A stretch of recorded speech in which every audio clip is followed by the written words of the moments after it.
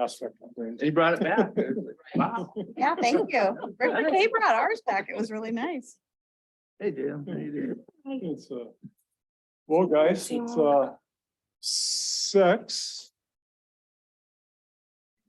So I guess I'll call the meeting to order. I don't know, do we need to do a roll call? Yes. Yes. Okay, Okay, Gary, Here. Everett, Here. Joyce. Darcy said she can't make it. Larry, Here. Sarah Holmgren, no. Ashley can't make it. David, I'm here. thank you. Jeff Mucci, Aaron. I'm is here. on- Thank you, Aaron. And Jalen. Here. Hi, Aaron. So we don't have any minutes to approve. Sorry about that, Oh, guys. that's fine. It's been so long ago, I would have, can't remember anyway. I'd like to add one amendment or put it under new business to the meeting agenda. We need to talk about the rollout of the survey. And we can talk about that later. So, and trying to list some help for at Little Norway's to help man a booth, but we can talk about that when we get to it. So, So you're amending the agenda? yes, to talk about the rollout of the housing survey. Rollout of housing survey. Okay, everybody's good with that, right? Yes. Yeah. Okay, anybody want to approve the agenda as amended? Second. All in favor? Aye. Okay, sounds good. We don't have anybody here, so let's just dig into it. So I've had a couple teleconferences with the consultant. Liz participated in one, I believe. And then, and so we've been meeting every 2 weeks, and then we're going to have another, I'll have another teleconference with them next Wednesday. Hi. We just started. Probably can't hear us quite. Yeah.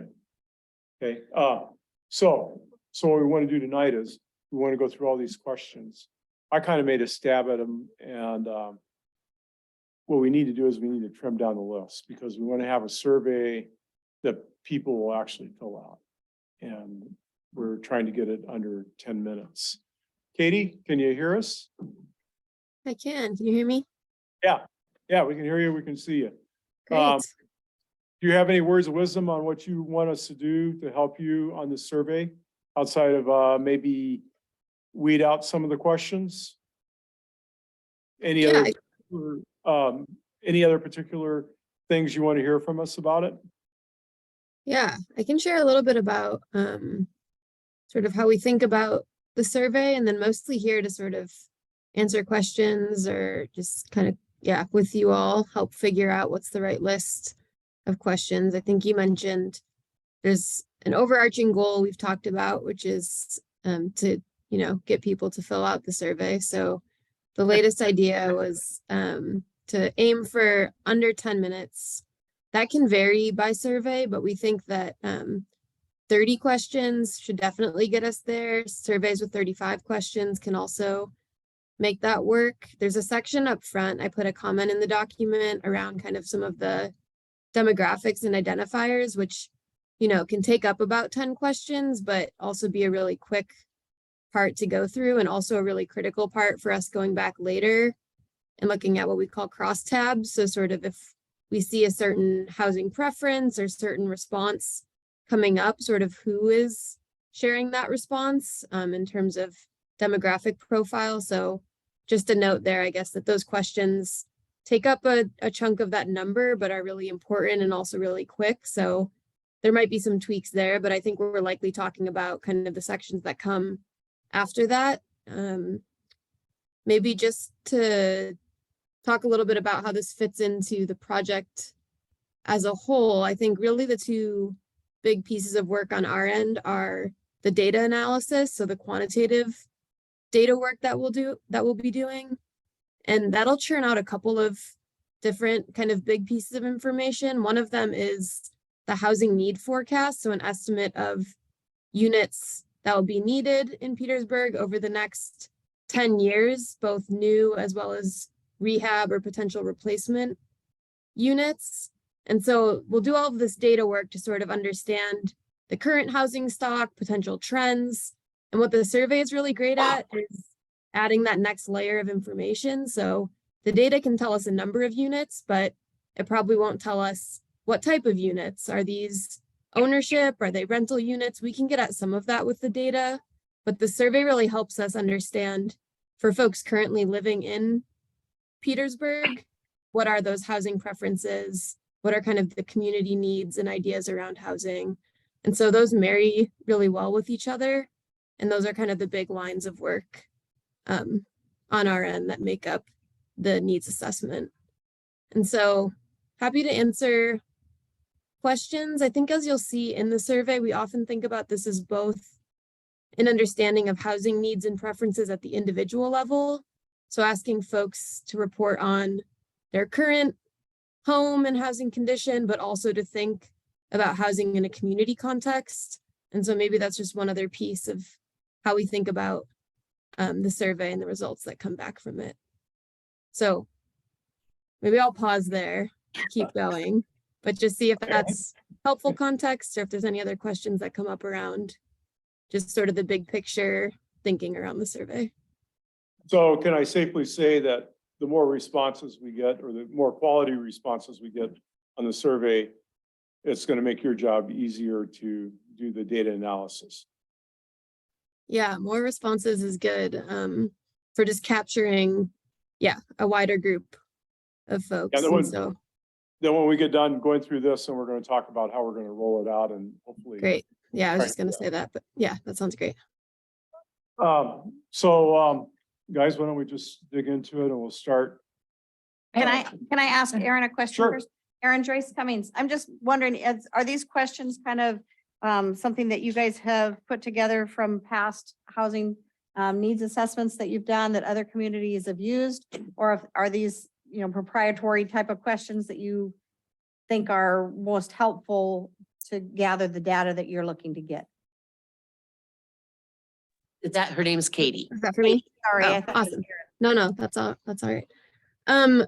Sort of a combination. So these are questions that we've used in housing needs assessment, community surveys before, and then also kind of categories. So we have, a big bank of questions that we might use in a housing needs assessment survey. These are also meant to reflect what we heard in initial meetings about the purpose of this survey. So there are different pieces of that tailored to some of those elements. So things about not just new housing, but housing condition and rehab, getting at kind of seasonality and potentially shorter term housing. So we tried to take, we have a big universe of questions that could be pulled and tried to reflect back what we had heard around some of the priorities, along with some of that information that's just really helpful for us to have and layer onto the quantitative data. Is there any of these questions, we say that we want to kind of narrow it down to 30, 35.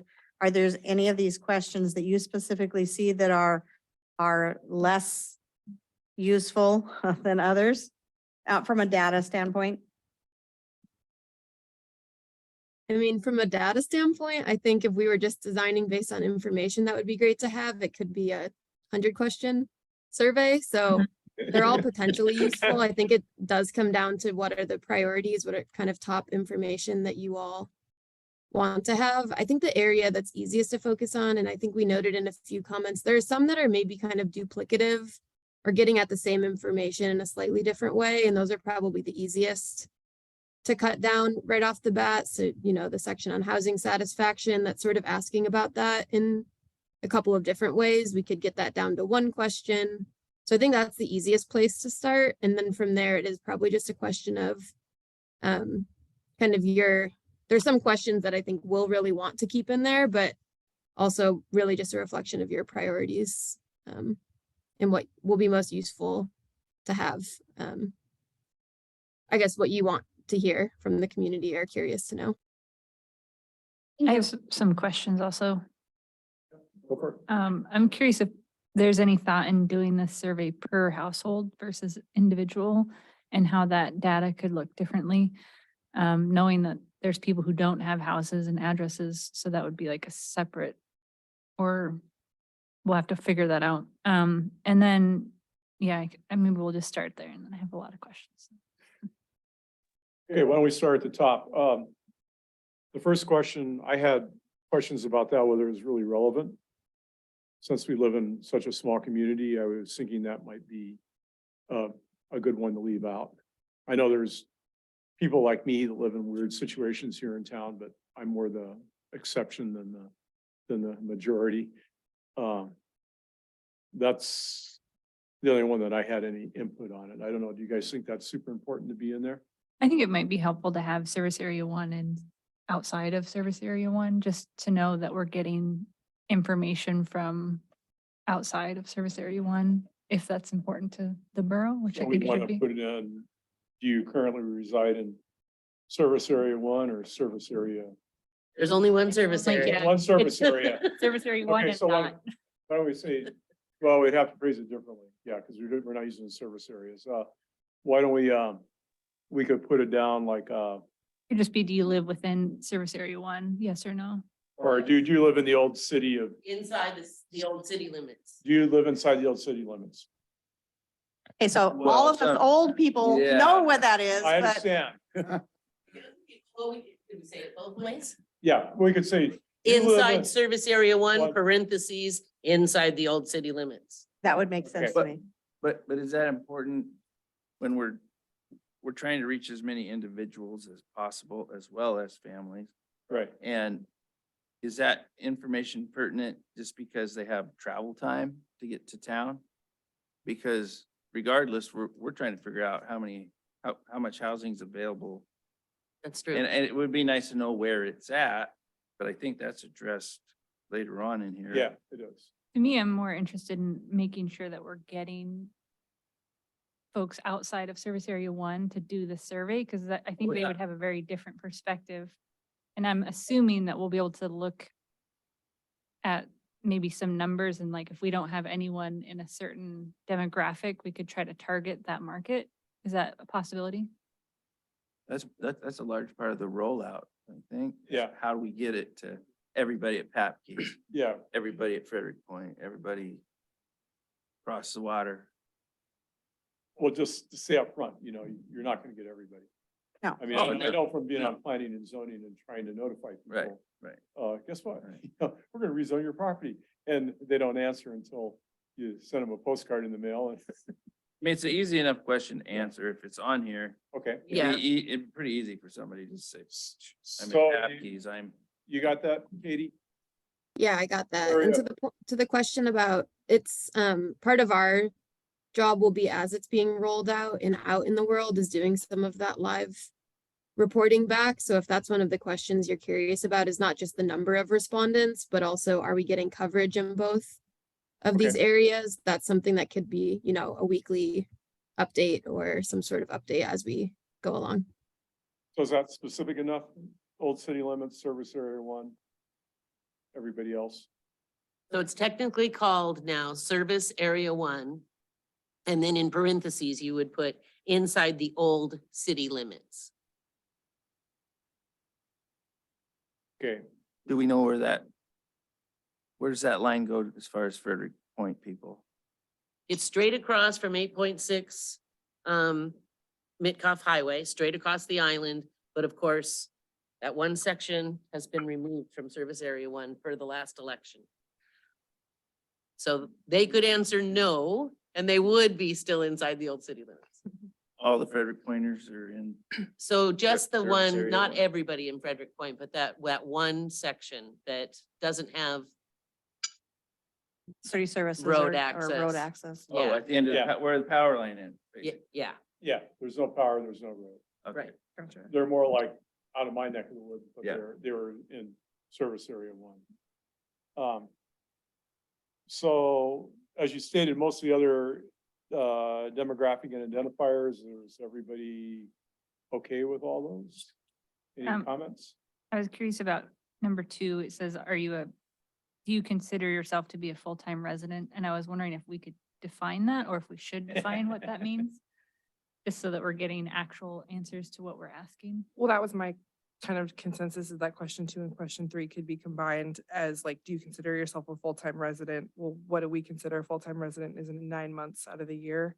So do you live in do you currently reside in Petersburg more than 9 months out of the year kind of thing? So you're- Yeah. You're suggesting just have how many months do you live in? Petersburg? Make, Yeah. Can we do make that? 2 and 3 one question Because instead you of two. technically consecutively have to be here for like, what, 180 days out of the year to be considered like a full-time resident? So just putting at that limit, are you here more than this amount of days a year or months out of the year? Would just make, I mean, you kind of get double answer on that one, so. Yeah, I think that's a Yep. good point. That work, Katie? Be sure to speak up and let us know if there's a piece of information that you want to keep in there. I will. That sounds good. I'll double check. I think that combining those makes sense to me.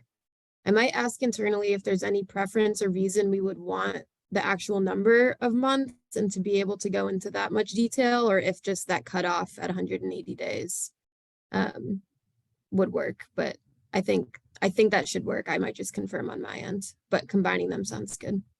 So is it 6 months or is it 9 months? Well, the PFD requires you to be here 180 days, and that's pretty much. But that's just in the state of Alaska. That's That's not right. here. Right, I that's think- true. What is So the what do ordinance? we say is a resident of the city of Petersburg? I don't know that we define it necessarily. You Post have, office defines it as well, because they make you, I mean, they have certain parameters on getting even a PO box and how often you're here. I think, I don't know. I could look into that. 30 days. Like the tax exempt cards, like what do you have to be, can anyone just go get one? you have to be a resident. So like I know Jody just recently told someone who was a resident of Sitka and here, and he wanted the tax exempt thing.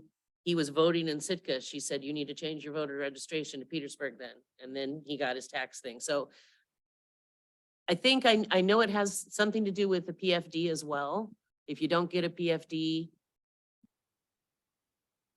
I think you don't get the tax exemption. I think you have to be here first, but I don't know the code off the top of my head. I'd have to look it up. Before we tell you 180 days, maybe we better find out what Yes, the I can cutoff look that is. up. Oh, I Okay, mean, I don't have a That sounds problem good. having a slider for months. We're not determining whether we're going to give them money as a result of this. that's true. So. I was gonna say, I think that this discussion, unless you all come to a consensus, might be a good reason to have the slider, because then we could break out by 6 months, by 9 months, by 3 months, so we'd have a little more flexibility to look at that. Sounds good. Yeah, I agree. Okay, any comments on number 4? Yeah, I was curious, it kind of addresses it, but people working outside of Petersburg. So I was thinking like people who fish up in the bay. And I was skimming through this really quickly, so maybe it's in here, but I seen seasonally working or seasonal job in Petersburg, but I didn't see seasonal job outside of Petersburg, other than working remotely, which to me didn't quite define that. I think D does. It says, Yeah. I work seasonally at a job that is located in Petersburg, and I work the rest of the year in another community. Maybe we should say maybe instead of saying community, because we have a lot of fishermen here. But that's still saying that you are working seasonally in Petersburg. If I'm. Maybe it's the other understanding- way around. They go to the bay Yeah. seasonally and then they're here for the rest of the year. Or working out of Petersburg. I don't know. Or like sailing, like, Mhm. you know, a boat's here or out of Petersburg. But a lot of boats will fish out of Sitka, Ketchikan, hatcheries in between and, you know, not show up here that much, It's true. but still fishing out of, you know, basing out of here. And maybe we can just simplify that as, do we really care where you're working? I don't say know. yes, because it kind of depends on where you're spending your money. I mean, if you're spending half of your money on housing here, but then half of your money on housing in another community, that could affect, I mean, how people, yeah, that might be affecting people. That might be a really interesting question to add, even though we're trying to take things away, is do you have housing in any other communities? Well, I think a lot of the people that work, our community is kind of unique. I mean, we don't have like people that go up and work. And there's not hardly anybody that goes up and works in any of the mines outside of Juneau or goes up and works on the slope, like a lot of places up in Anchorage and Right. the rail belt do. But we do have a lot of people that fish and they're gone majority of the year, but they're usually on their boats, not Right. taking up residence somewhere else.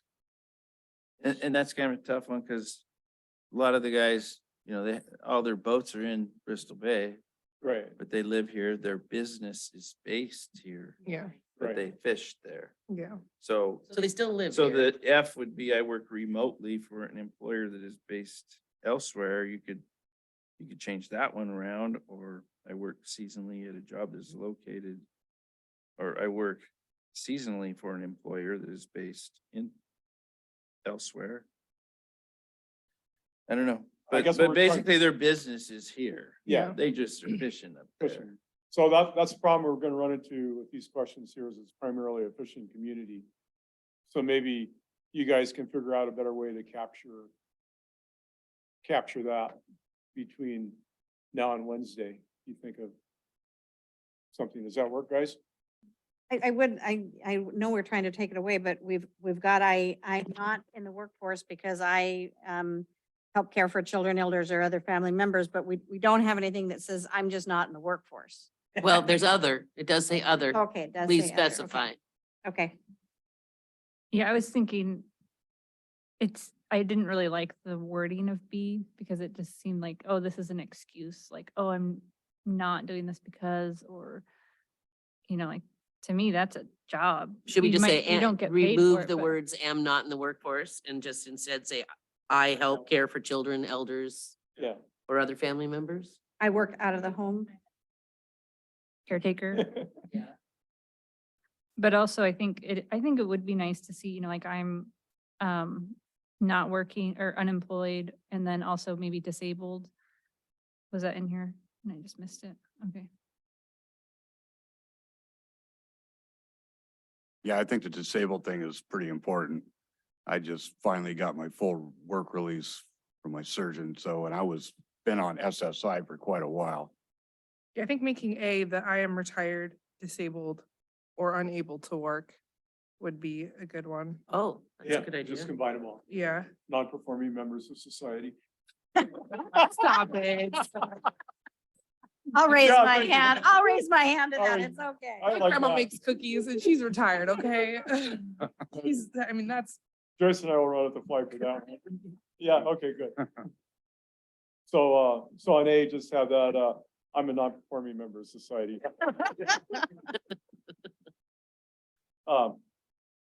And then we should think a little bit more about how we want to capture because this will confuse a lot of the fishermen if we ask this question. Okay, let's move on to the next one. Which of the following best describes your current housing situation? Pretty straightforward. I would really like if we could add under renters, collecting data on who actually has renting assistance, like it's AHFC assistance. That would just be my biggest thing.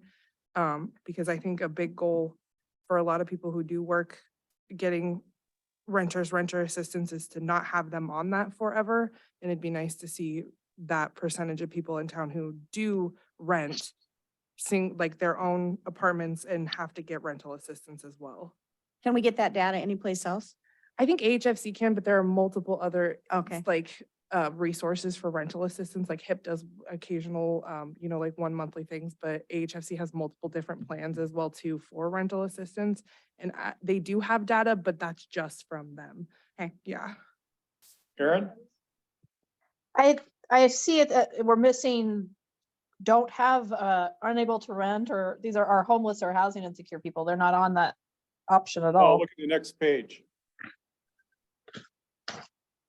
Oh, okay. I didn't flip over that page. Yeah, it carries on there. Okay. Never was- mind, sorry. I was also thinking, couch surfing might be one to add in because I think there's a lot of people that are couch surfers that don't identify as homeless or Well, living with houseless. others but not paying rent or mortgage. But Isn't that I kind think of, there's a difference between like, if I'm like staying with Dave, you know, like might not be paying rent, but if I'm like, I'm staying with you and then I'm staying with you and then I don't know where I'm gonna stay tomorrow, you know, like that's how I would define couch surfing.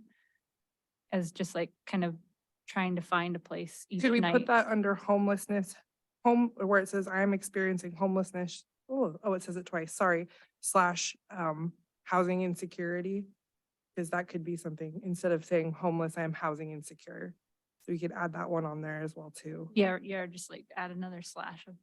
Yeah, But you'd I've say- made an, oh, sorry. I'm Yeah, sorry. go ahead. I've made a note of this and I think we can figure out a way to get at both a renter who's receiving rental assistance and a renter who's not receiving rental assistance, and then couch surfing.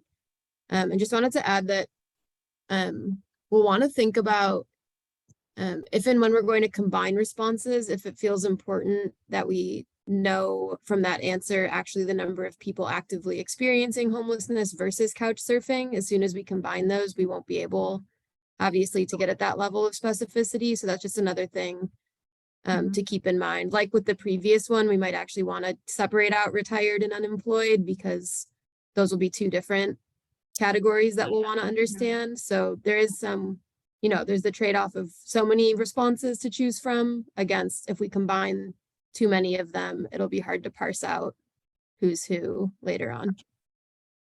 Okay. All right, what age category? That should be pretty straightforward. Are these breakpoints something specific that they were chosen for a reason, or so, okay, they fit within certain parameters that you see from other funding agencies, or Yeah, these match up with the quantitative data that we'll use. So the same cutoffs, that just makes it easier later on. Okay, does anybody have any more questions on any of the next numbers 7, 8, or 9? I do. Okay. Which So number? number 7, I just don't understand, like, defining what white is. To me, I don't understand what the definition is. And if we have African American, Asian American, American Indian, then maybe we should define white as Euro-American. Just how, like, what are we really asking that? Or are we just saying, if you're not one of these, check this box? let's check all that apply. So you can be a variety of those mixes. But I would- I just don't, like, what is the definition of white? Let's define that then. I So would it's just say, people- just if it's helpful on this, these are the same categories that the US Census Bureau uses. So again, the same match up to our quantitative data. So I could pull, if it's helpful, sort of, how do they define those categories? But these are commonly used categories in this kind of, household survey, and they match up with the other data that we'll be collecting. So this is also what that individual that's filling out the survey identifies as, not necessarily what we identify it as, right? I mean, I just want to push back a little bit, and I think if we're maybe add in to the white category, Euro-American, then European American.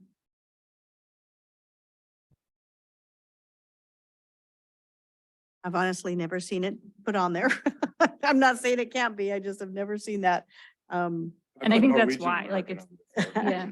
I have, just to do it. Set up. Stubborn Norwegian, that's what. I've made a note on this one too, and we can kind of dig in on our end, if that's helpful. I And the think there ninth is, question, do we yeah. even need this question? Yeah, We just leave it off? It can be helpful for, like, specifically the native population to make sure that we're hitting that target market. If we get the survey and then we realize no Native Americans have filled out the survey, then we want to probably reach out to PIA. Just and- put a question on, do you classify yourself as Native American? And just leave it And blank. that is in here, actually. Yeah, I think well, the we tribal just have that. citizenship was one. And just forget the other ones. I would like to say yes, because collecting the data from, people who are taking the survey that are Alaska Native would definitely benefit us. So, I mean, and I don't want it just to benefit me, There is but a question though that says, number 14 is, what is your tribal affiliation? Yeah, So maybe that does answer it. does this play into any financing options that might be available for our community if we can identify what our prominent races are, or That's a good thought. I'm just asking, I don't know this. yes, generally, yes. With data collected from that, when we report things to Tlingit and Haida, especially with like concrete surveys like this, it does kind of put an emphasis on needs for our community so that they can look for more funding opportunities. But that would just be tribal citizens, so it wouldn't, like, I don't know if there's any funding out there for Asian Americans that we're gonna get housing funding for, you know? Right. I mean, maybe there is, but. Karen, did you have a Well- question? No, my comment was just that a lot of funding and grants require this information, so I think it's helpful to have, but yeah, that was all I was gonna say, but somebody else mentioned it, so. Okay, Well, what's G for? Another race? Could that be the Euro? Klingons, whatever else you saw. No, I mean, if you see yourself as a Euro white, then you just say, I'm another race. I'm not a white Caucasian. I'm another race. Right. It's already covered. I think we just kind of get used to the same demographic questions, and I Yeah. just tend to want to ask why we're asking these questions, and if there's another way we can do it with a, and why, like, what does that mean? You know, we just kind of get used to the wallpaper and forget to think, why is it that color? Or whatever. I think that's a good point for just thinking about these questions with that lens on. I will say that a couple of reasons to include it would be that it matches the quantitative data that we're collecting, and there will be an element of this that's using the survey as a layer onto that. I think increasingly funding sources, whether it's, you know, an actual number that's needed or even just in the narrative, are asking for this kind of information or a picture of a community across different demographic categories. And so I think this information can be useful. And then I do think there is that trade-off between adding explanations versus, I think maybe someone mentioned, you know, this is how this question is often asked. So there's also some benefit to that, in that it's how individuals are used to responding to it. So yeah, I guess those are some plugs for why we typically include the question.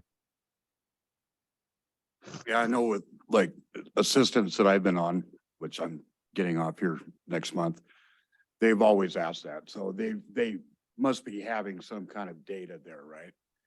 I mean, for race, it's compiled someplace that helps, you know, funding. Okay, guys, we gotta kind of cruise through this here. So look at number 10, 11, 12, 13, 14. Sorry, if we can go back to No. 8. Back to 8, okay. Yeah. So I was curious what a livable wage is considered in Petersburg, because under 15,000 is pretty low. And I was wondering if there's like a reason why we picked these particular income brackets. If we want to move those around a little bit. Are these considered like, I'm not familiar with larger number tax brackets, but are these something that is considered like low income is under a specific amount? And I cannot remember that amount. I do apologize. I believe for like Medicaid, it's like 21 or 22,000 Yeah, per single person. that's what I think considered under low income is like 12,000 a year, from my understanding. I think it's a little bit more than that. I was gonna say like the 15,000, that's definitely poverty. Well, I don't think this question is necessarily defining whether you're under the poverty line or not. It's just a simple question, what your household income is. That makes sense. Right, okay. So number 9. Let's lump the next 10 to 14. I mean, these should all be questions people should be able to answer Yeah. Yeah. relatively. Yeah. As list in relevant tribal memberships for the Petersburg area, and that could be a very long list unless you're defining like just the Petersburg Indian Association, or I was just curious what that was going to be defined out as, but. Yeah, this is actually a question that we had. So I'm glad we're talking about this. So I think that could either, you know, in communities where that list is maybe shorter or defined, we would just include a list and people could check them off. We've also done this as more of an open response, and then later we'll go and code them. to sort of add them up together. So I think if you all think that list could end up quite long, that might be the better route to go. I mean, in is- Petersburg, you only have Petersburg Indian Association, and then if you are part of the Petersburg Indian Association, you automatically have to be a part of Clinton-Haida. And Clinton-Haida is the regional tribal housing or tribal You don't have to authority. be getting high. I mean, you could be from another tribe and still be a. Yes, yeah, you can be registered- from another tribe. There are, I think, 17 registered tribes in Alaska, but the most of Southeast is Clinton, or all of Southeast region is Clinton-Haida, from Skagway up further a little bit north, all the way down to Seattle. But I mean, you can have, can it be an open question where people can fill in the blank, or is it going to be like multiple choice? Yeah, it could be either of those. And so it could be just a fill in the blank response. And if there is a sense of, seasonality and people coming in and out from other places that might have tribal membership from other parts of the state or tribes, then we could definitely just make that a fill in the blank. I definitely would suggest making it a fill in the blank, because there are people that are or American Native and not Alaska Native that do come up here and can be parts of other tribal organizations down south. Say, I mean, gosh, there's tons of them. So, yeah, definitely would consider making that fill in the blank. Okay, housing costs, guys. First one. So you understand there's gonna be like a slider, it's gonna be like right, okay. You're gonna take out the duplicate excluding utilities, right? Oh, good catch. Yeah, we will do that. What? It says excluding utilities twice on the same Oh, I question. see. Yeah, oops. We'll just have one question, number 15. Okay. Well, good, we got rid of one question. No. Okay, We didn't get rid of, they're saying on the question number 15, it says It says excluding. oh, I Right. see. Excluding. Utilities twice in the question. Oh, I see, okay.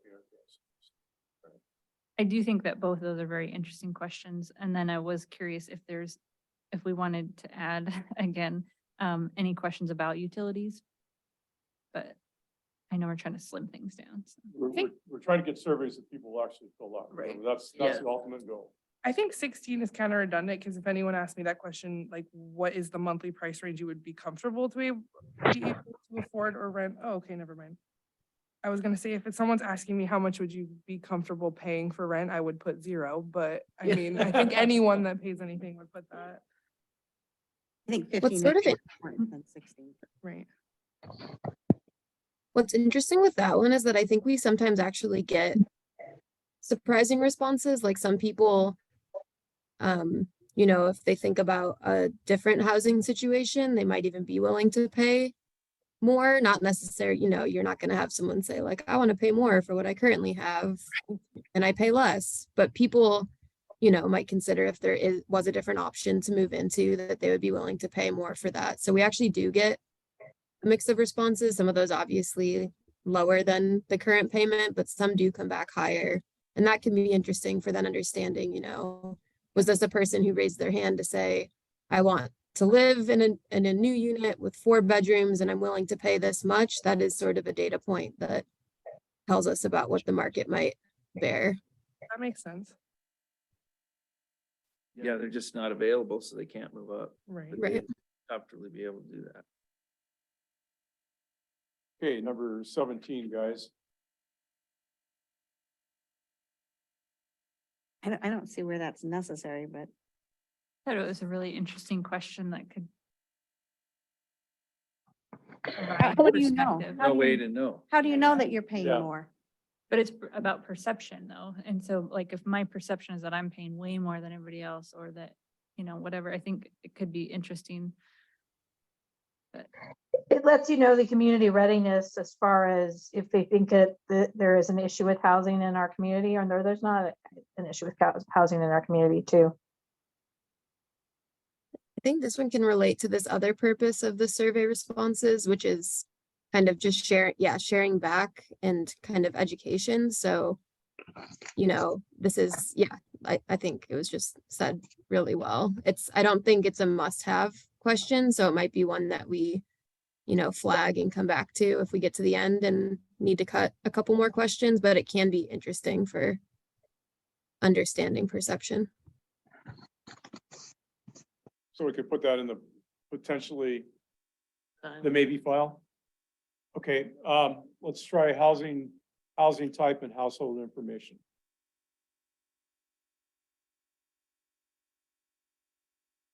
It does have G for other, Yes. which we know there are others here in town, What's an accessory dwelling unit? an ADU tiny house. On somebody else's property, The doghouse. Yeah, the doghouse, We got sleep sometimes. the she shed. I honestly didn't know even what that means until you said that. So I think having a definition of that, what that means is probably gonna be helpful for most people. I don't think we have very many accessory dwelling units in town right now as it's defined. We have a few. We have a few? Yeah, Daryl Toyomura's house has one. Oh, okay. Yeah, I think there's just a couple though. Do you think There's the also one people on Dolphin. living there would know what that means? Not necessarily. We could put Like you're Accessory. this. accessory dwelling unit / tiny house. So like Ron Bushman, he has a rental on his lot. When you Right. can, okay, so that would, in my That opinion, is an be- accessory dwelling Okay. unit. All right, so that's the kind of thing that I'm Yeah. thinking. It's not on a separate lot. It's on the same lot as the primary residence owner's lot. Right, so an additional home on your property, Mhm. something like that. And that's how it is in the code here. So do we want to put boat on here? Or is that covered under other? I think other, Everett, Is that a do you- mobile home? a No. Yeah. If there are categories like a boat that you think, a critical mass of people, then we might want to just add that rather than lumping it into others. So we can definitely make adjustments to that list. I think you could put boat down because we do have quite a few people that live in the harbor here. Do, I mean, we just talked about capping the number of people that could live in the harbor. Yeah, Yeah, that could be Yes, we did. beneficial to the harbor. Okay, number of bedrooms in your boat, no. What? cool.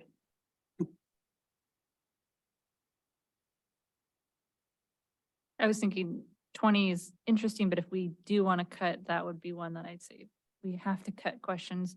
I also think that, I know we're trying to get rid of questions, but these are all primarily, except maybe one, they're just like click the box. So it seems like it wouldn't take that long to go through and answer them. With you guys, or with the results of this survey, could you, I know this is a big ask, but if we're asking how many people in your house, how many bedrooms are in your home? I mean, any housing authority has a standard of specific amount of people in per bedroom.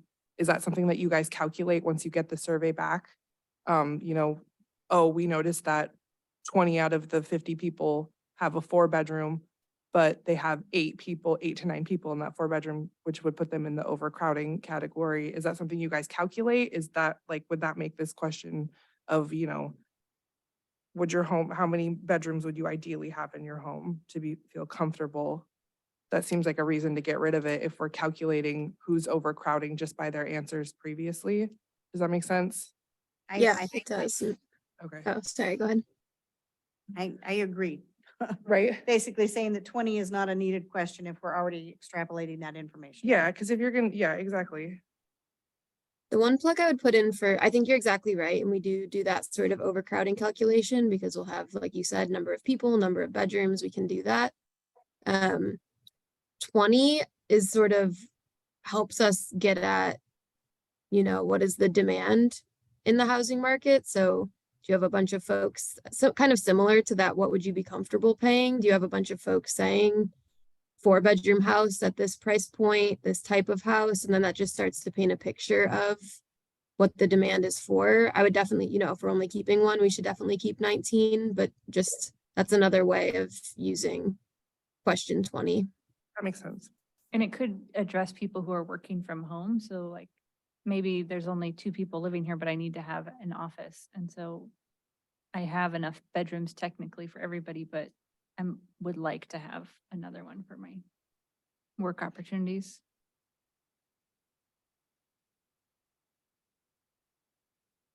Yeah, that's interesting. I mean, you could imagine getting some responses where it's overcrowded and it's folks saying more bedrooms, that makes sense in that context for the number of people, but also, you could have two people in a 1 bedroom or a 2 bedroom saying, ideally, we'd have another bedroom, and that would give us a picture of something different.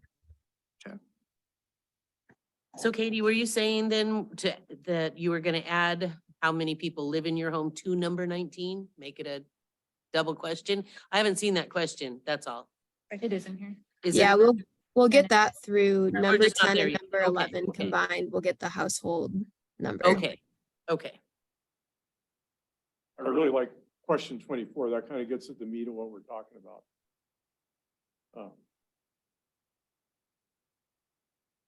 And this is gonna be a slider. All these, each one of those will be a slider. Is that how I'm understanding that question? Sorry, which question was that? Question 24. 23, 24. Oh, 23 and 24. Yeah, so those will be a slider online, or you'll have, 1, 2, 3, 4, 5 and fill in the bubble kind of thing on a paper form. Okay. Then, let's look at 25, 26, 27, guys.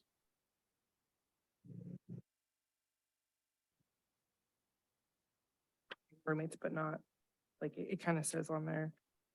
I only live in this area part-time or other specific. Does that cover everything that you think we need in 24? It pretty much includes it The all. long commute times just doesn't seem to be really applicable for our area. Well, you could ask Debbie. Well, okay, Debbie, well, maybe. She- Or across the Or- way. Yeah. Or you could ask me. It takes me over an hour to get into town. All So, right, well, I mean, it's all relative. I suppose that's true. I mean, no, but I agree with you, Joyce. I'm just giving you a hard time. I'm just wondering. Yeah, who takes an hour to get into town? But that's by choice. That's my choice, yes. Trying to distance myself.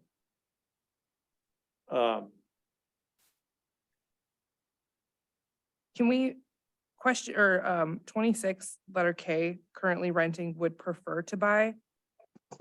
Could we change that to currently renting would can't afford to buy? Like, is that an option, or is that just something that's too specific for that question? That's a good question. I mean, it gets at something slightly different. If, that question could encapsulate affordability or just availability of homes for sale, how it's currently written. So I guess just a question there, if it feels helpful to understand specifically, is it folks who are renting and want to own but cannot afford to, or is it primarily, or is there another category of people that it's about availability?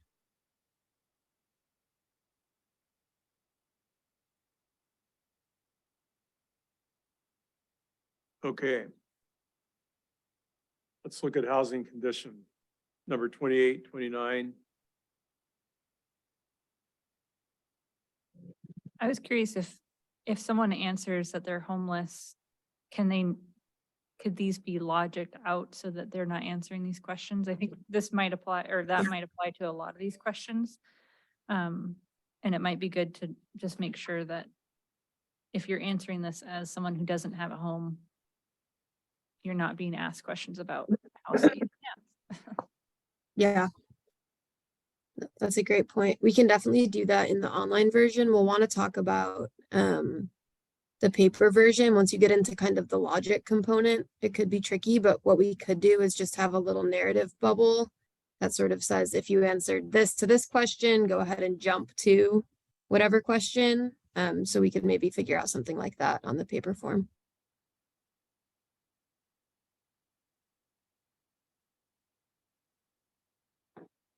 And then, number 30, does your home have any issues with mold? Right? No, I know yours doesn't.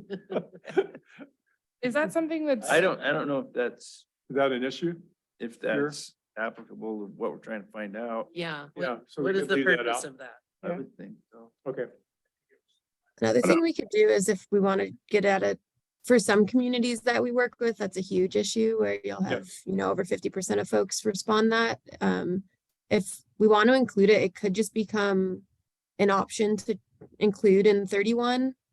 Or we maybe just assume that's part of like health and safety concerns, and then we could take out question 30. Because on 25, we asked if you're, are you satisfied with your living arrangements? And then on the logic part, home and apartment needs repairs that they can't afford. Or they won't make repairs, or yeah, there's mold and they won't take care of it. I Or mean, even I would think if you're a 29. homeowner and you had mold, you would take care of it. There's no reason it wouldn't get taken care of unless it's not your home and you don't think you have to pay for it. If you're Or renting, people may not be able to afford it, though. It can be remediation for mold can be very, very expensive. Mhm. And some people may not be able to remediate. I think but there I might would be think more they would mold. cry if it's their own home, but if they're renting, it's not them, it's their landlord that's not doing it. So, Yeah, well, that's was an issue with me and other people that I know. I lived with mold for almost 9 years in the apartment I was in. And I continually tried to fix it and paint over it and kills it. And I know that question was something that I brought up, but I mean, it certainly could be in like in 29, poor, the condition of poor, and then maybe an explanation onto that, or like poor and then please explain or something like that. Or even adding it to 31 and just making it another and being like, if One you option. could make any. of I the know it's following I know it's a changes. huge issue, for sure. I Yeah, wonder I if took there's an, funding. oh, go ahead. Oh, I wonder if there's any funding available if we were to get that question. And a lot of people said yes, if there's opportunity to apply for funding to address mold in some of our populations. I'm thinking like some of the mobile homes might be harder to remove mold and keep,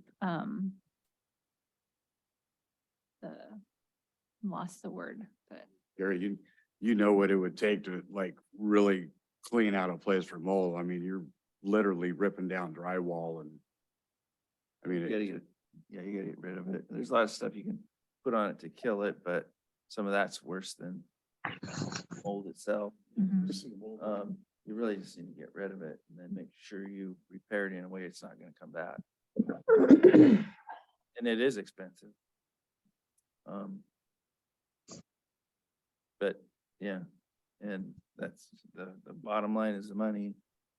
And a lot of landlords don't want to deal with it, and I don't know how you ever force them to do it. I tried. And Didn't, if you're, didn't, didn't if it's pan your out too own well. home, then at least you would have the want to get it out of there, especially if you had kids and, When, if you but look, it's expensive. You'd have to borrow money or whatever you have to do. if you look at specific funding opportunities, I mean, when I do through tribal organization funding, a lot of them are specific funding for either mold remediation or, like it says on 31, energy efficiencies. There's lots of grant money out there to make older homes more energy efficient for those, like money for that specific reason. So even adding it into 31 would make sense. Yeah, Yeah, my big thing on this is there's children in our community Oh, yeah. that are living in moldy situations. And after I did the research on it, it just scared the hell out of me. Yeah, I made a note of this. I think we can likely just make that a response under 31 and still get what we need, but I can confirm that, and like someone said, I know there are like ICDBG funding, I think there's mold remediation specifically, fund specifically for that. So it can be useful, but maybe there's a way to just loop it into one of the other questions. Okay, number 32, guys. Any issues there? We could put down Gary's not working as hard as he used to as one of the. Yeah, that was good.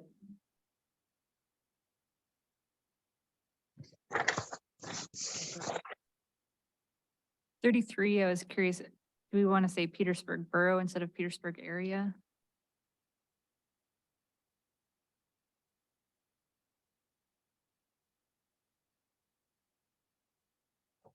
Yeah, I mean, that's what we're talking about is the borough. Yeah, it's a pretty big area, so. So I think some strike people could area and- read that and think service area one, Yeah, right. depending yeah, on how Could be old you are. confusing, yeah. Okay. And then 35, I was just thinking, I doubt anyone's going to want this, but mobile home as their. Or what is the new word for that? Modular home? Yeah, modular. Do you find that you collect a lot of useful data from 35? Because I feel like a lot of people, sometimes they can take what they can get with the amount of inventory in this town. And so it is kind of hard, I feel like in a 5-year housing preference for people who never thought they would own a home, being able to. Do you find that you collect a lot of data from that question that's generally useful? Yeah, I think we actually do. We just did a project in the Aleutians where, single family homes and then tiny homes were the second most cited housing type. So I think you will get some pretty specific housing preferences out of that. And then we can layer in, the payment and bedrooms and some of the information that we ask other places too. So I think this one actually does churn out pretty useful information usually. 36. I think that- same oh, go question ahead. as 16. Yeah, 36. 36 and 16 seem to ask, the same thing, information. Is there some difference there that you? No, I just made the same note to myself. And I think that this question might actually fit better here. Because we're sort of asking about thinking ahead to a type of housing and then what would you pay for it? Earlier on, I think with the question flow, it's a little harder to answer. So if that sounds okay to you all, I think we would delete the earlier on question 16 and then include this here. Yeah, I think that makes sense. Okay, that sounds good. Community impact, 37.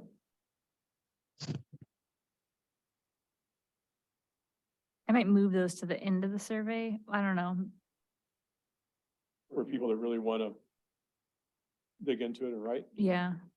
But maybe that's better not to put it at the end because then they're not burnt out already. Yeah, and one thing I would say too is I think there is something to not leaving people on a question about barriers. I think then you're more likely to leave the survey thinking in kind of a negative Mm. context. So I think there's actually value in tucking them up just a little bit further. So it's not the last thing Yeah. someone is doing. Can you combine 37 and 38? Or is that just too much to ask of people kind of thing? We could potentially. I think 37 has, although the word impacting maybe makes this less true, I think 37 has more potential to, include neutral or positive takeaways as well, whereas 38 is pretty clearly framed around obstacles or barriers. So that would be one distinction. But we could just say, what is the current state of housing in Petersburg? And the word, now that I'm reading it again, the word impacting is also kind of has a negative connotation. Question 40 is strangely worded to me. I don't know that people would, it says, do we have any specific projects or actions that we would want to ask about? It's just worded weird to me. That's confusing. That's actually a question for you all, which wasn't the best way to include that, Oh, but okay.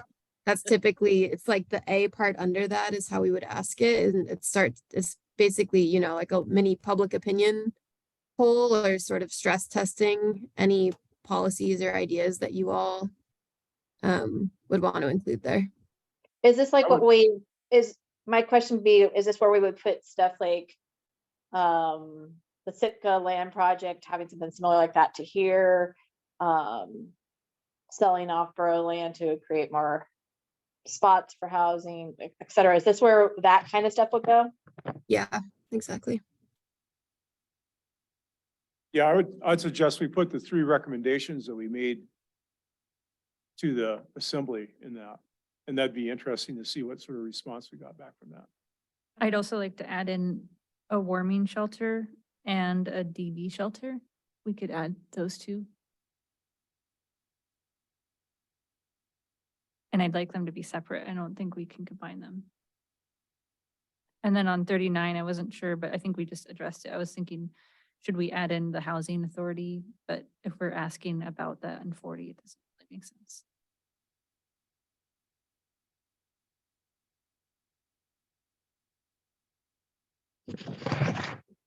One note on 40 is that it could be really interesting, but we also had a note of just sort of A, is this useful for your purposes? And B, just maybe a note to sort of think about the partnership component of that, or, you know, suddenly the housing authority gets the survey and just I think there's potential that the way it's asked and it sort of says primarily responsible, that I don't know necessarily ruffles feathers, but just a note there. So a question about its utility and about that, I guess. Would that in any way, those questions help you, or maybe this is something we could just leave off? I don't think it's critical on our end. I think this little section here is probably most useful for you all to just understand where folks are at and what they think should be done. So it's not critical on our end. So the whole housing policy and implementation, that whole section you think can go away, or a certain question in it?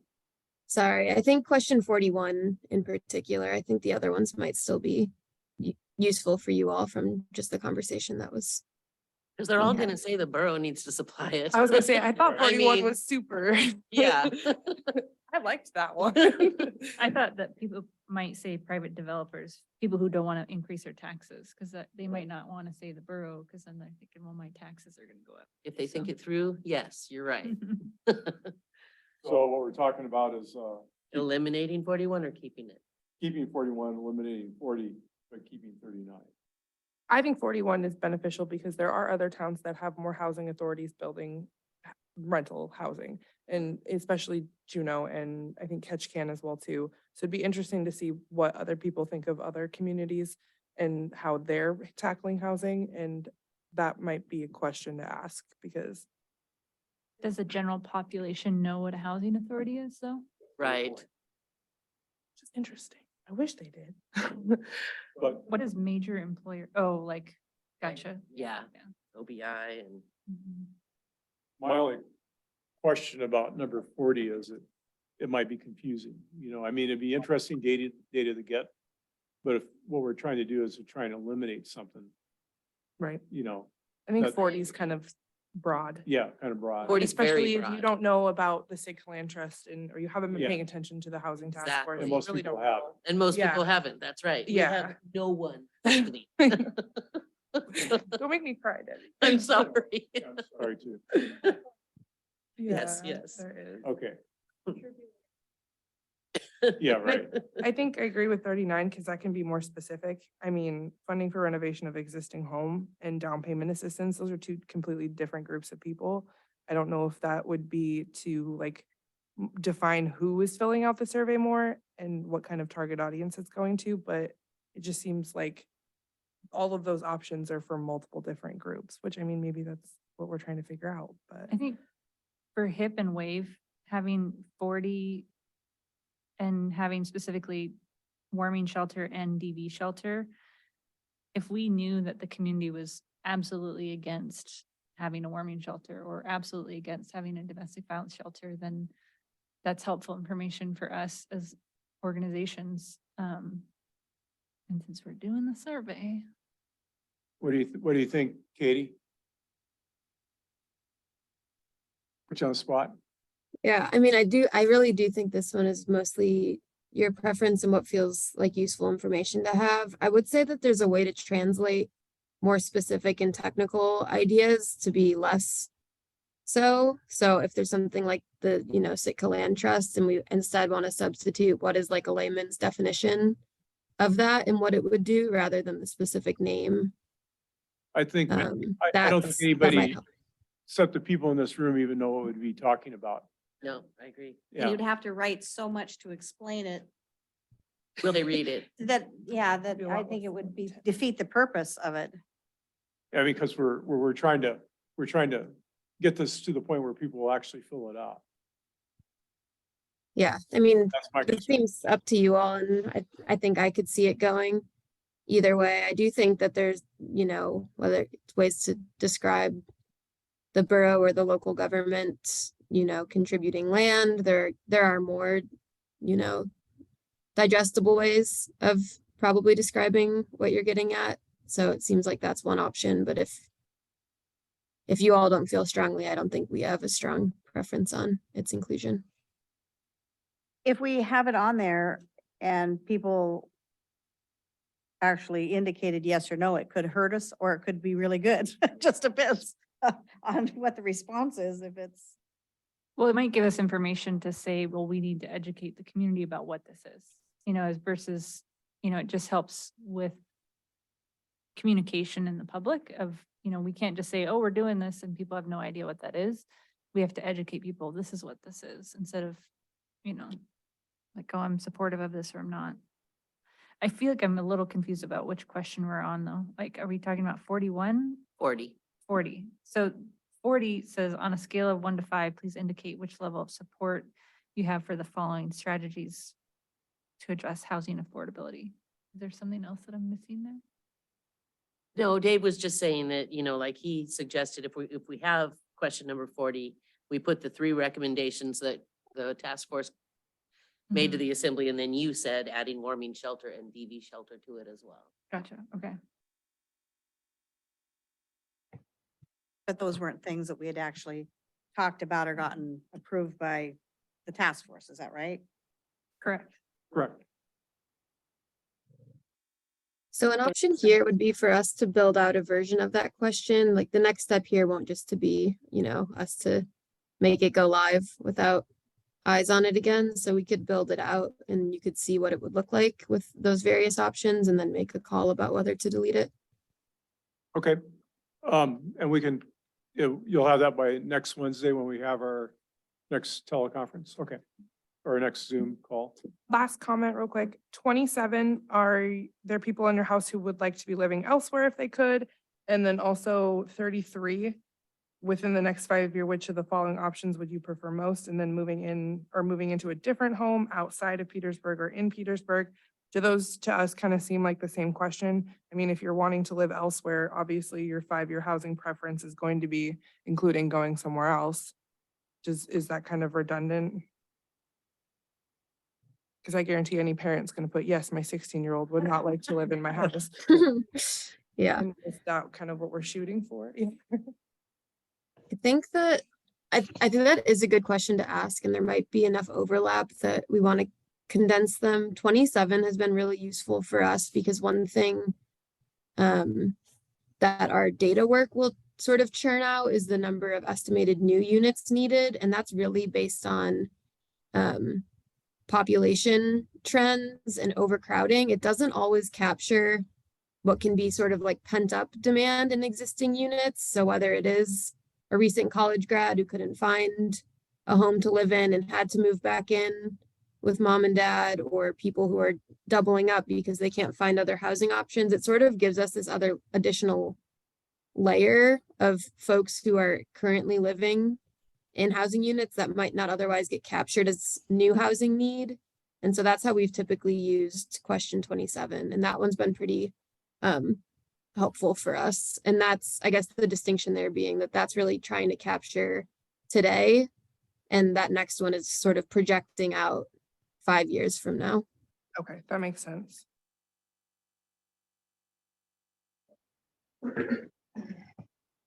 Did we get anywhere on taking any of those? I don't think so. No, I have a couple notes about taking a couple out. And what I let Dave know too, what we can do once we have this updated list is put it into SurveyMonkey, and SurveyMonkey is the online tool that will both tell us its estimate of how long it will take to complete, and then we can actually go through and complete it to get you that time. And I mean, we've had 45 question surveys that take less than 10 minutes. I think can be kind of surprising how quickly some of these questions can get answered. So I have a note to take a couple out and we could then get that information back to you all. So just to review, we talked about combining 2 and 3, taking out 20, taking out 16. 30, 16, and then 36. And I've got a big question mark around 40. I'm glad you're keeping 41. And we did talk, did you guys just talk about 17? Yes. Okay.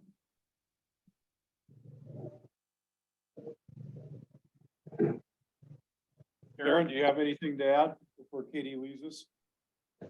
No, I think that all sounds good to me. I'm looking forward to seeing what they come up with at 40, because I think 40 could be really useful. It just has to be worded properly. Okay. If everybody's good with the survey, Oh, oh, sorry. I just have, I might have missed it in here. It's probably right in front of my face, but is there anywhere on here that just says, do you prefer to rent or would you prefer to own? Yeah, I think Because it some is a- people prefer Well, I don't to know. rent. I know people who say absolutely would never buy a home. They, Right. they just think it's not worth it. And I mean, are you satisfied with your living arrangements? It says, you're currently renting, but would prefer to buy. But if you're satisfied with your living arrangement, you say yes, well, maybe that's because you're renting and that's what you like. 34 answers that, like logic B or C. Would you be looking to own or rent? Or open to either? Does that kind of answer that question? Yeah, I guess. And that's a preference or not, but I guess that answers think it. what- Yeah, because What having Gary's C saying- open Yeah. to either, those are the kind of people that are like, I rent, but I would probably want to own. But But I think what Gary's saying is if you had answered A, you wouldn't get question 34. And if you were renting, and you're happy, you wouldn't. we well, then wouldn't know. 35 is what type of home would you be interested in? Apartment, townhome, condo? Because so if you say, Or both. A Yeah. and then A, okay.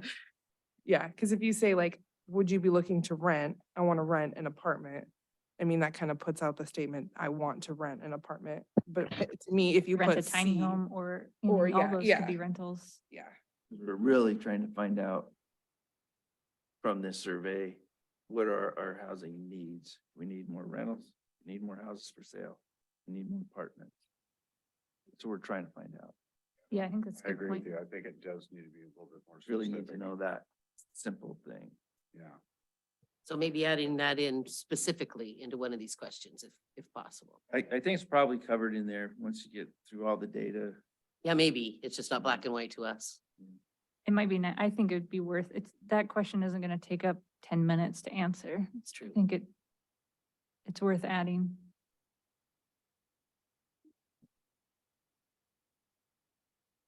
Okay. Any more comments? Speak now or forever hold your peace. Or reach Alright, out by email. We're is the- we're gonna talk, if you need to leave, we're just gonna talk about how we're gonna roll this out. And I think I kind of laid that out at our teleconference. Yeah, Yeah. I think so. And Yeah, if they say no on any of that stuff, I'll let you guys know on Wednesday, okay? sounds great. Awesome. Thank you, everyone. Thank Thank you. you. Okay, Right. take care. Thank Thanks. you. Yeah, thanks.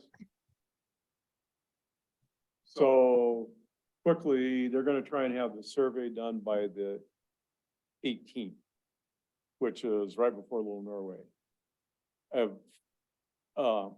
Mindy's offered us a space and I have a tent, I have tables to set up a booth for Little Norway.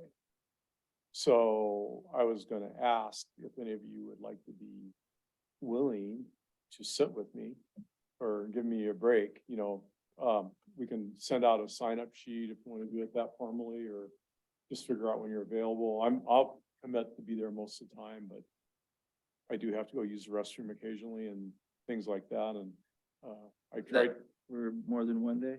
yeah, Friday and Saturday would be the 2 days that we would do it. Can you send out a Survey Monkey or something for times? Sure. Or maybe the easiest way to do is, well, I can't send stuff out, though, can I, Debbie? Can I send something out like that to everybody, or do I have to send it to you first?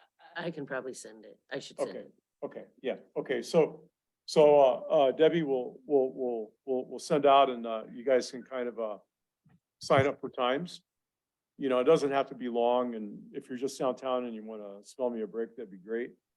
And then, so what we talked about was, I have 2 iPads, old iPads I can bring, so that people that wanna use an iPad can fill it out online.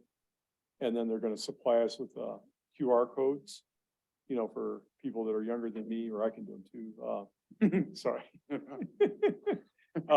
You know, so they can fill them out on their smartphone, or if they wanna access that later, and then we'll also have paper copies. How long are we going to be doing the survey for? Like, how long is this going to be They available? said, ideally, they'd like to be done in 3 weeks. We have a link for PIA to post on their Facebook page? Yes, so now that was just Little Norway, that's just like one part of this whole thing. Okay. So now my next question was, and specifically with you guys, is we need to think about, you know, we need to get this out to different organizations in town, like specifically PIA. You know, we want to get as many of those people captured as possible. So I just thought of, PIA, Chamber of Commerce, hospital, the borough. And contact Carol Martinez at Plinkett and Haida as well too, because their Facebook gets so much more action than ours does. So that'll be perfect. Okay. And I who else, who are we missing here? So it'll be on like the borough website. to Yeah, but how many take people are out gonna do the Survey that? on there Yes, sir, for Can't- the radio station. Well, yeah, so the other thing that I was gonna do is I'm gonna contact the radio station and let them know what we're doing. And then I'll have them introduce like maybe Katie or one of you guys or me, do a news story before Little Norway. And then I'll talk to Chris at the pilot and then have him do the same thing too. So we'll get those 2 guys, listed. So in addition to, and, you know, like a news article type of thing, maybe we could have the radio station, you know, they've got PSAs that they run, Yes, you know, numerous times. yes. That seems to be a pretty helpful way. Younger people are probably more on Facebook or other things, and maybe, does the borough have a Facebook page where, does anybody look at it? I mean, I'm not a Facebooker. We put out jobs and things like that on it, so I think we should use it. We should put it out on there. Or even, is it too much to do mailers and just put them in every single Yes. mailbox? That's- Oh, even if Who's I gonna print them pay out. for that? That's like several $1,000s, an area mailer like that. Yeah, it's, you're And probably throw looking in the at garbage. $3,000-4,000 if you include postage. That end up in the recycling bin. But if we didn't add in the paper, the QR code, as long as they can print it. It's a great But, idea. Yeah, no, Add in the QR code paper. and paper. yeah. So one thing I was thinking though, with the survey, and there's a couple of sliders and those can be really hard to do on phones. They work okay on tablets, but just when they're working on this, just ask them to check it out on a phone as well. Right, That's some feedback that we received from our surveys when we had to answer questions or ask things differently in order to make it more user-friendly on a mobile device. okay, yeah, that's good. Right. I know you mentioned funds. I know with surveys, you gotta have a carrot to get a lot of people to fill it out. Some kind of, if we could, some kind of giveaway, even if it's like movie tickets or, you know, grocery store voucher or something. Yeah, Carrots no, I really- agree, Aaron. Yeah, Uh, carrots really get people to fill out surveys much more than just, this is gonna help get your community more housing. Right. So Sarah and I have agreed, we're both gonna chip in $100 if we can't get the chamber to do it, do like a chamber gift certificate. And then what we're gonna do is we'll announce that anybody that fills out the survey, like during Little Norway at the booth, we'll put their name in it for a drawing. And then, I mean, that's as far as we got with the giveaway. So why Okay, couldn't it I be- just wanted to make sure we had something, because I think Yeah, no, you'll no. get more, that's good, more yeah. response. Could we, I know this is putting the borough on the hook.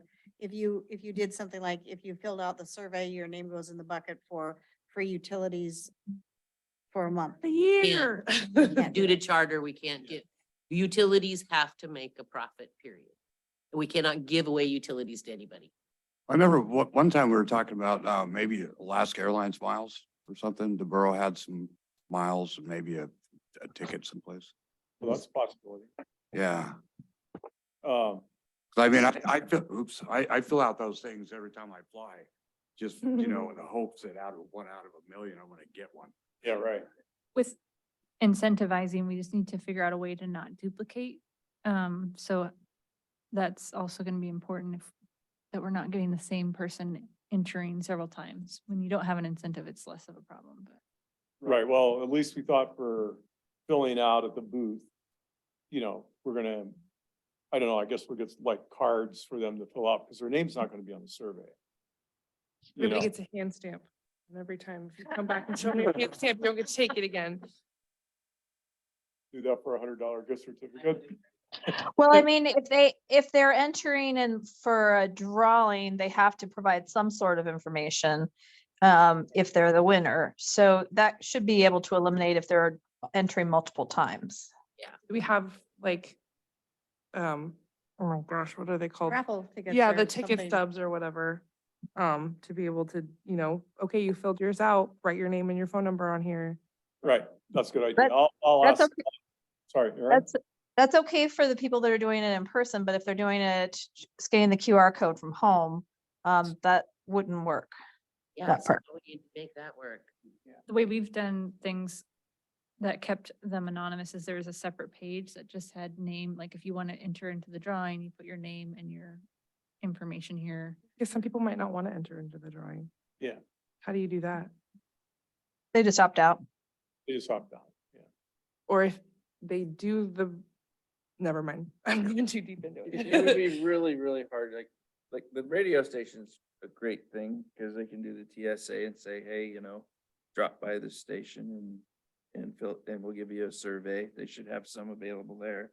Right, But then they could say, or go to the KFSK website, fill out the survey there, but you right. know, you're not gonna be able to do the survey on the KFSK website and get your name in for a prize. That's the problem. So you have to make it specific, like if you had the survey and on the back, there's this little thing, you can put- if you wanna enter for a drawing, give us your name. But you're only gonna be able to do that if you fill one out on paper. Cause it'd be way too hard to set up a online. That's the problem. And they really want, they want the online versus the paper, because the paper, we're gonna have to scan all the paper and send it up to them or collate it ourselves, so. That's, Hard to give away a prize. I agree, maybe the incentive. Well, and won't if they're work out. turning them in on paper, You're saying we don't want you to do the paper, but if you do, we'll give you a prize. Yeah, it doesn't make Well, like, sense. I think It they, could be at the booth, like this is when we have the incentive and that's it, like. yeah, Yeah, During this that might be weekend, smart. we're doing a big push, please get it out, and then maybe we do another push where we have a table downtown or Right. something. And organizations like PIA maybe can do an incentive thing like with a dinner or, all right. you know, not a bad idea, and we HIP can could- definitely talk about They that could have for a sure. dinner, everybody that shows up, they have to fill out a survey. We have a lot of tribal cultural events coming up here at the week after Mayfest as well too, Right. so that would be a good idea. You know, take the survey, fill it out if you do it. And we have like laptops and iPads that we can use as well too at the cultural events. So if we have like a roll of the raffle tickets, we can administer that during those as well too. So And I don't know, I just have 2 iPads, so if anybody's got, I have one that I can use can and have, donate to yeah, the- definitely. And we Yeah. have some at the organization as well that we Okay, can use okay. during our events. yeah, because I don't so. want to, sorry, I don't want to go into the borough stuff. No, 'cause yeah, that's way no, too absolutely. complicated. Sorry. No, I get Right, it, okay, yeah. right, for okay. sure. we've had some Chromebooks too that we could, that are available if you want to use them. Yeah, that'd be good. I don't anticipate, you know, I just have no idea, you know, what the response will be. I think like what Jalen's talking about, PIA events. We also discussed, putting like the QR code in utility bills. I don't know how that cycle's gonna work. I think that would be a great idea, Yeah. but that's up to you guys. Yeah, no, I think they talked to you guys about that, or did they? Not they- to me, but Or maybe they they, just, maybe they did. to maybe Jody. they just mentioned it to me, which is bad. I haven't heard anything about that. Before we do all that, though, I really think the PSA is talking about what we're doing or what we're trying to Right. accomplish is really gonna be important Yes. to try and get anybody to fill it out for any reason. Yeah. Right, no, I agree, you know, and that's hopefully what we'll do the week. Weeks too. I'm not sure that putting it in the utility bills that's a good time frame there. Well, that was my next question. Okay. When would the utility bills? I don't go? know. I just got ones. Oh, you did? Yeah. Yeah, we'll have to ask Anna or Jody. Yeah, yeah, because they said I mean, they weren't adamant on 3 weeks, but they said their experience with surveys is they go on forever. You know, the response rate goes down like that, Yep. but then we also discussed that we didn't get enough responses, and we could try and do another push at 4th of July. What about the market? That's coming up, isn't it? Or is that not until June?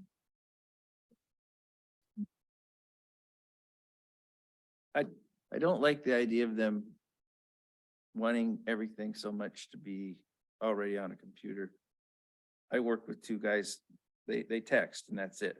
They don't do any social media, Right. period. They prefer it that way.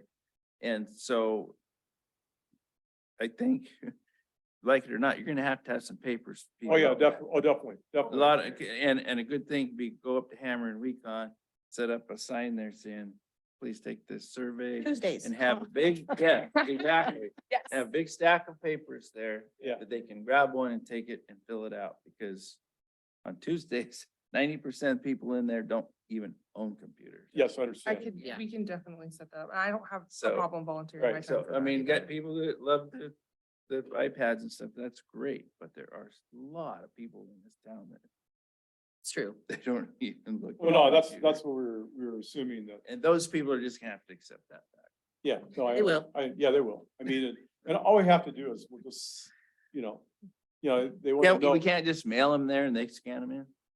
we No, could. unfortunately, we have to sit there. Oh, really? I thought it was that we had to do all of You it. can get flat rate boxes and fill them up, be cheap. I like that idea. You'll get lost in the It- mail. It's really fast. I not mean, that I have a scanner that I can just put a stack of papers, install on it, and it'll. Oh, I We'll thought scan it. we were having to like get surveys back from people and then enter in that data not. ourselves. I hope not. I'll That was my negotiate on that. understanding. That'd be reading. Please ask that question, Yes, I will. because that's a lot. That'd be us doing their job. There's a market. Search on the mental health would be a 27th. good place too, Yes. to have it up there, stacks, because a lot of people up there are needing housing and stuff. Well, let's I'm make a one of- list now. was Let's one of start, them. let's start with search, mental health, Hammer and Wecon, radio station, IGA. IGA, Yeah. library. Public Health Center. Public Health Oh. Center, thank you, Aaron. And then we need to reach out to the hospital and see if they can get their employees to fill it out. And the free meals would be a good place to have. Oh, yeah, free meals. Are we missing? So the anything? market is on the 27th. Someone's able to. So the market would be a good place. We So can the have, borough, if we're gonna have the hospital employees fill it out, then the borough. well, yeah. Hmm. And then, so we can have a stack of them up here, either the QR code available, And also just the written form. yeah, they the could fill. paper one. I'm assuming you get a lot of people walking in the door that come up and pay their bill because they don't want to pay a stamp. Yes. Which is kind of like, Yes. okay. Or service, they could use a Yeah, pile of papers, so any, or at least a queue. Oh, I bet you if you had a QR code on The their QR code, of window, course, every there's a single people one in of them do it. yeah. Yeah. is this gonna be in any other languages? Cause I was just thinking OBI might be, I don't think they're getting very many people from out of the country, but OBI might. I be think really- that'd be a little, I think they'd scream at me if I asked them, but I could ask. And then Which the, languages? Who are they gonna hire this summer? the volunteer Yeah. fire department, Yeah, library. so the Uh, fire department business meeting, I think might be a good time. And we'll Then, be able to- we should reach out to the schools as well too.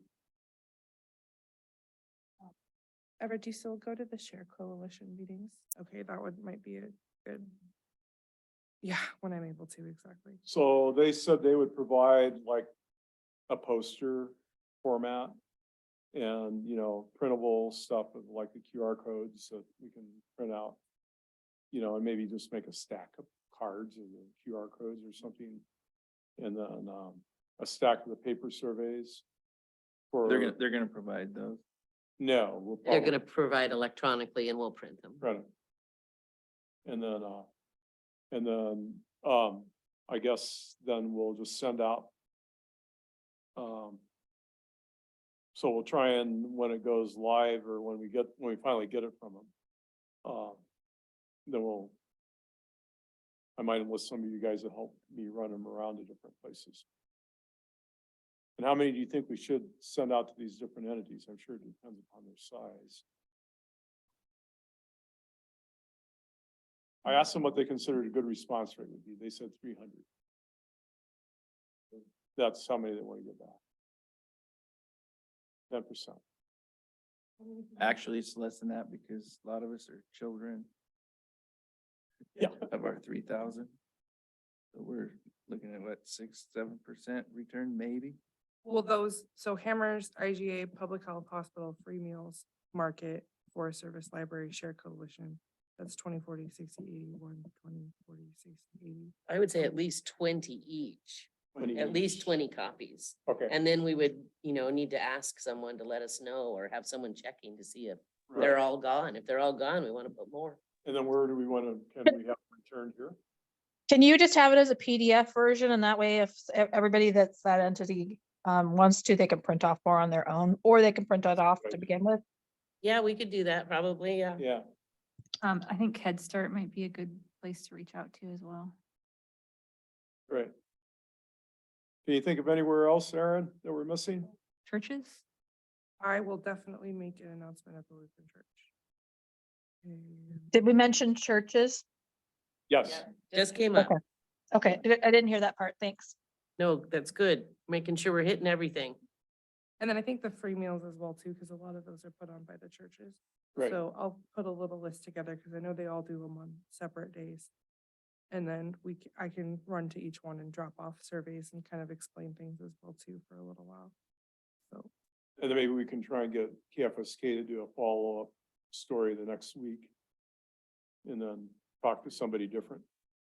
So again, did you say that the paper versions would be dropped off at the borough, or what are we saying there? They could come back to the borough. I don't know why not. We could, people could put them down in the Dropbox, downstairs if they wanted, or bring them upstairs. And I would just collect them then. And I'll- Maybe on the I'll back volunteer side. to help scan. Okay. page explaining how to fill it out and then giving the QR code, but then with the paper one as well. I don't know. Having a cover letter page with instructions seems like a good idea for people who have no idea what they're doing. So, I'll ask them that on them. yeah. Right, like on this, like when it's folded, return to borough or something. And they could put it in the mail? Oh, is that what you mean? No, no. Or like in the Dropbox, just so Or they just, know where it has yes, to go. okay, I where guess to it'll say return that- it to. Yeah, it should say that on the cover letter. Yes, maybe- if we have instructions. Maybe we could say like the library that, Oh, I'm sure they would Yeah. collect them. yeah, so either return, Drop off locations. yeah, the library or borough offices or the borough bill Dropbox. Yeah. Jody's not gonna yell at us for that. No, no. I mean, it gets checked, it gets checked every morning. That's funny. So you said they're gonna send some kind of signs or placards? that Yeah, You can like put on a wall and say, please fill out this survey. Have right, A little thing there, they can pick one out of, or have and the QR code be right on it. right. That's my understanding. Yeah. So they'd have like something we could print out on a letter size sheet of paper with a QR code and explaining what it is. A bigger. Yeah, it would be nice. It's if it was it's bigger. it's surprising, how many people stop to read that bulletin board when they're leaving that store. Yeah, Right, There's just something there. yeah, that's a good idea. It'd be nice if we could have some of the surveys right there, people in the Right, must too. I can do Have that. a little box there Okay. with them. I would not mind sitting there on a Tuesday for a couple hours, handing out surveys and doing stuff. That's not a big Well, that's deal. my next question. Do we want to do any other outreach events? I could do that after Mayfest. So Okay. after the raffle and everything, and then having another booth set up, just like Okay. for. Do 2 you want days to do it out at of the week. market? Cause that'll be the weekend after, the 27th. And if you can get a date from them when they will be ready to send us the survey Right, we should get it in the newspaper and yeah, KFSK and have them just hammer it every day. Okay. Where there's gonna be this assessment And then survey and we really need you people, everybody to fill it out so we can help everybody out. would someone be able, or I don't know if you can, because this is a borough doing it, call Tradio? yeah. It's a Because I PSA. think having different voices talking about it is Oh, that'd be good. helpful. Yeah, people don't want to hear my voice. They hear it enough. Social media sites that we should be more thinking of. I'm not, Let's do a TikTok video. Yeah. We can all do a dance. Yes. Well, the sound, I know adults that, yeah. It would get traction, just saying, like. You think if Gary and I did a dancing video on TikTok, that might. Yeah. I think it would deter people. At the end of the survey, you'll see a dancing video. Right. whether you Gary want did. to or not. Yeah. If you don't do the survey, there'll be a Yeah. dancing video of Dave and Gary. It could be either way. Once you're in, you're stuck. So it's like. Yeah, um, no, we could put it on, It's My Business, I Yeah. think.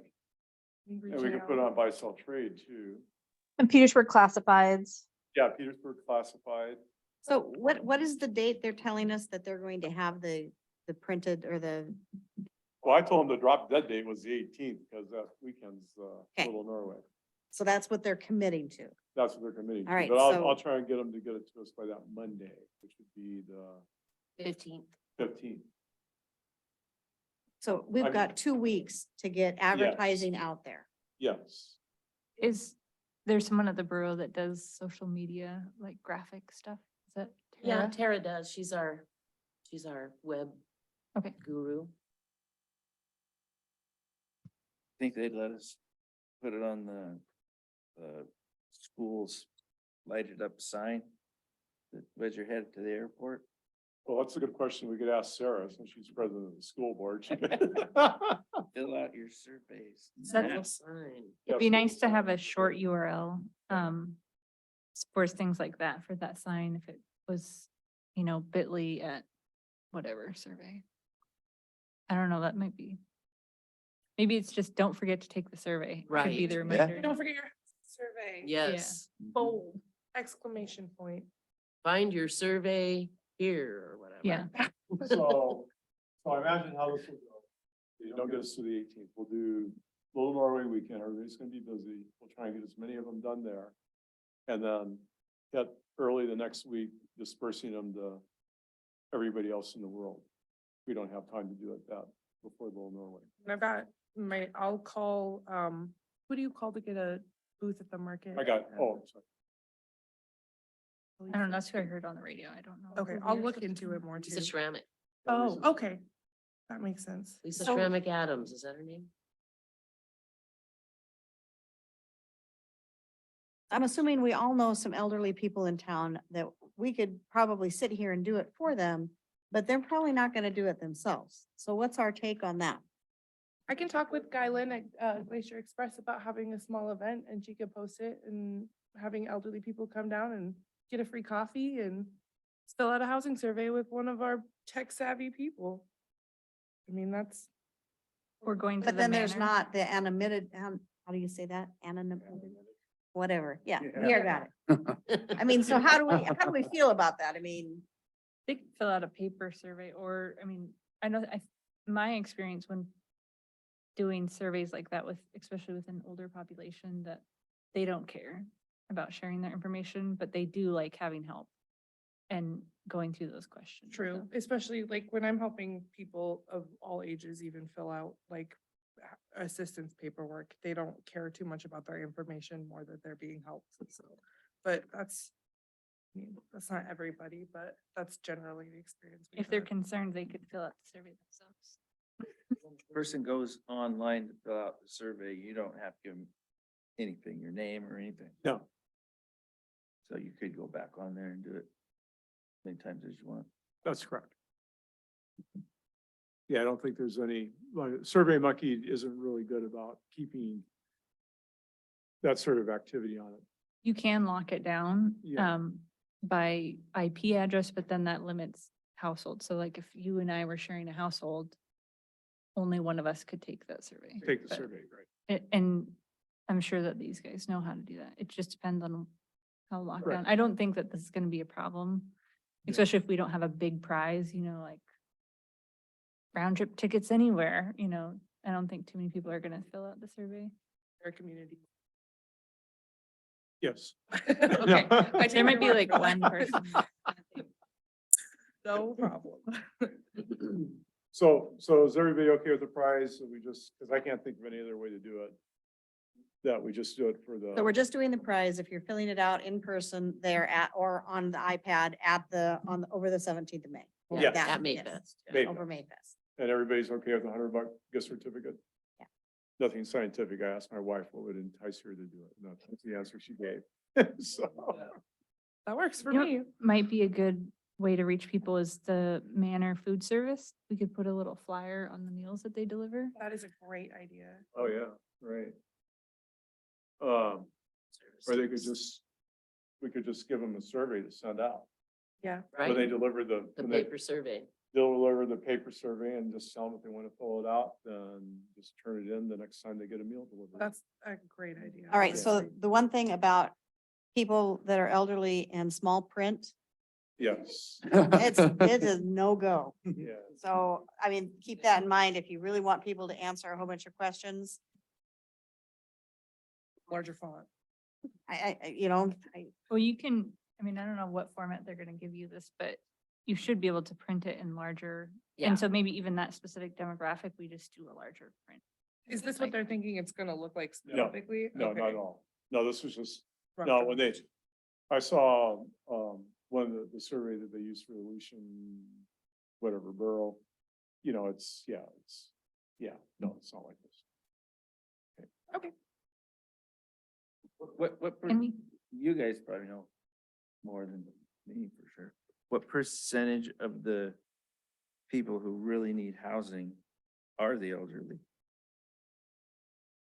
Speaking from the native population, a lot, and a lot of them are veterans as well too, which is even more discouraging. And a lot of them, it's not just housing specifically, it's housing rehabilitation, upkeep, maintenance, stuff like that. That's a huge population of people, especially who live in either dilapidated housing or can't afford to. I mean, depending on how they've got themselves situated with their social security or anything like that. so they they're on can- fixed income and they Exactly. are not being able to keep up with the upkeep of their Yes. house. They're no longer physically able to do it themselves and they can't pay for it to be done. Exactly, yes. I'm also curious what we're gonna do to get people outside of service area, or, outside service area 1. Right on the street and just throw it out the window. So that's an area that we can. Well, work on. There's somebody went around, and put little plastic bags on everyone's doorknob. We could get them to. Yeah, there you do go. it. I could just go up and down the beach with my boat. From where your hands Oh. have been. I think I got 4 of them. Well, pardon? That's a. Have Meetings monthly or? I don't know when. People out Like in Kupreanof, City of Kupreanof does. Yeah, they just had one. Yeah, we could reach out to Kupreanof. That's a good idea. Back out at the harbor office. You're saying the Harbor Bar. No, no, They're no. too probably. That's not a bad idea. I don't. Boat I will harbor. help you Oh, fill the you know survey what? out if you're drunk. The laundromat is also a really good place. People are sitting there, don't have things to do, so. that- Right, or at least a poster with the Mhm. QR code and. At the ball field especially because we have so much traction up there right now as well too, because of the baseball season starting and everything as well. We could put one near the little concession stand, just a flyer, a QR code or something to let people know about it. Making notes, so you guys, when you're ready to do all this stuff. Remember, if you suggest it, you also. Oh, That's right. Don't question my loyalty. And where's your booth gonna be on the 18th? I don't know. Mindy said she would find me a place. I was kind of pitching that she would put us next to the chamber booth. Because I usually sell the. Mindy Lopez. Mindy Lopez, Chamber of Chamber. Commerce. Oh, I thought you See, were talking 'cause I've about been on- Mindy Anderson. No, Oh, I thought you were gonna be in the beer garden. yeah, no, I prefer that. But, I was yeah. gonna volunteer for a minute. Yeah. You can have your own booth over there. you want to bring a bottle, that's fine. I don't, you know, it won't hurt my feelings any. But, It is a little Norway. yeah, no, I suggested that if you put us next to the chamber booth, you could also sell Oh. chamber tickets as well, because Sarah agreed to do that. 'Cause Oh. She's on the board. I unfortunately no longer am, but I've sold those tickets for so many years. I'm the kind of the, Ask now. they haven't asked. No. But, okay, Are we done? yeah, we got it? We- I everybody need a got motion, shots? a motion to adjourn if you're ready. Your motion to adjourn. Thank you. Second. All in Thank you. favor? Aye. We're done. Thank you. Hey, thanks, Aaron. Thanks, bye-bye. Hi.